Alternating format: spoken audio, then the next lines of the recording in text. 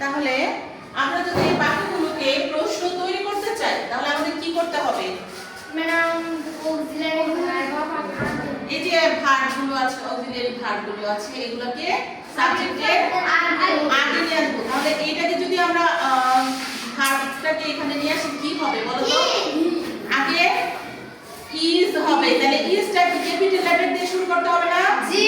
তাহলে ইজ দিলাম আমরা ইজ। তারপরে এটা কি? হি। পরে চলে যাবে হি। Is he.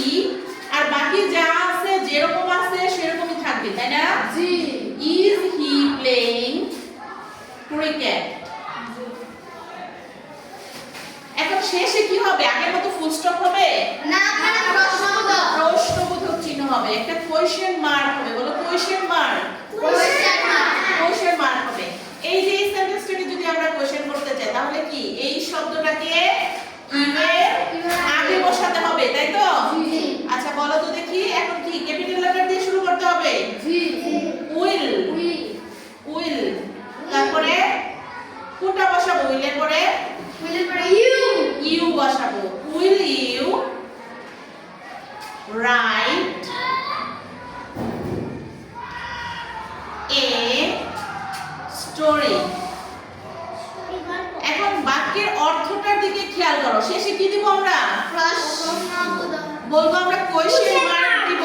Question mark. Mark. আচ্ছা, আগে ছিল you will write a story, তুমি একটি গল্প লিখবে। এখন যে সেন্টেন্সটা আমরা লিখছি will you write a story, এখন এটার অর্থ কি দাঁড়ালো? Will you write a story, এখন এটার অর্থটা কি হবে? আগে ছিল তুমি একটি গল্প লিখবে, আর এখন কি হলো? আমি কি এখন গল্প লিখব? না, তুমি কি এখন গল্প লিখবে? তুমি কি একটি গল্প লিখবে? তুমি অনেক কাছাকাছি চলে গেছিলে, কিন্তু এখানে তো আমি নাই। আমি আছে? নাই। বাকি যেটা আছে আমরা সেটাই বলবো। Will you write a story, তুমি কি একটি গল্প লিখবে? ঠিক আছে? আচ্ছা, তারপরে এটাকে বলো ক্যান ক্যান কোথায় যাবে? ক্যান শুরুতে হয়ে যাবে, তাই তো?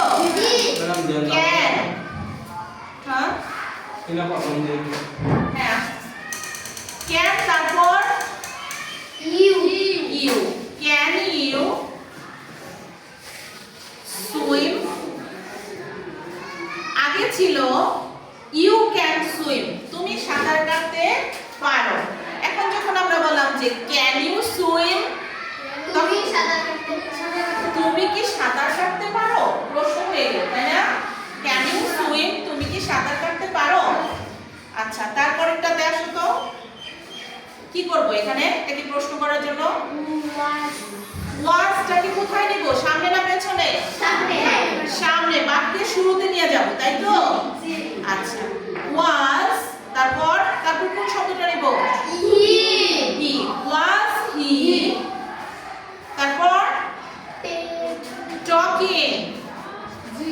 আগে ছিল হি ওয়াজ টকিং, সে কথা বলছিল। এখন অর্থটা কি দাঁড়াইছে প্রশ্ন করার পরে? ওয়াজ হি টকিং, সে কি কথা বলছিল? ওয়াজ হি টকিং, সে কি কথা বলছিল? তারপরে you have broken the glass, তুমি গ্লাসটি ভেঙেছো। এখন এটাকে প্রশ্ন কিভাবে তৈরি করব? ম্যাডাম হ্যাভটাকে শুরুতে শুরুতে নিয়ে যাব, তাহলে ক্যাপিটাল লেটার দিয়ে শুরু করতে হবে, তাই না? হ্যাভ। তারপরে ইউ, ইউটা কি ক্যাপিটাল লেটার থাকবে? না। না তাহলে ইউ হয়ে যাবে স্মল লেটারে। Have you. তারপর বাকি অংশ যেমন ছিল তেমনই থাকবে। শেষে কি বসবে? Have you broken the glass. সব শেষে কি বসবে? Question mark. কি বসবে? Question mark. তুমি কি গ্লাসটি ভেঙেছো? এরকম হয়েছে না অর্থটা? তোমরা কি বুঝতে পেরেছো এখন? জি। আমরা ডবলস ওয়ার্ড দিয়ে কোশ্চেন তৈরি করার আগে আমাদেরকে আগে জানতে হবে যে আমরা কি কি ভাবে প্রশ্ন তৈরি করতে পারি। আমরা দুই ভাবে প্রশ্ন তৈরি করতে পারি। কি কি ভাবে? একটা হচ্ছে অক্সিলিয়ারি ভার্বটাকে সাবজেক্টের কোথায় বসিয়ে? আগে বসিয়ে।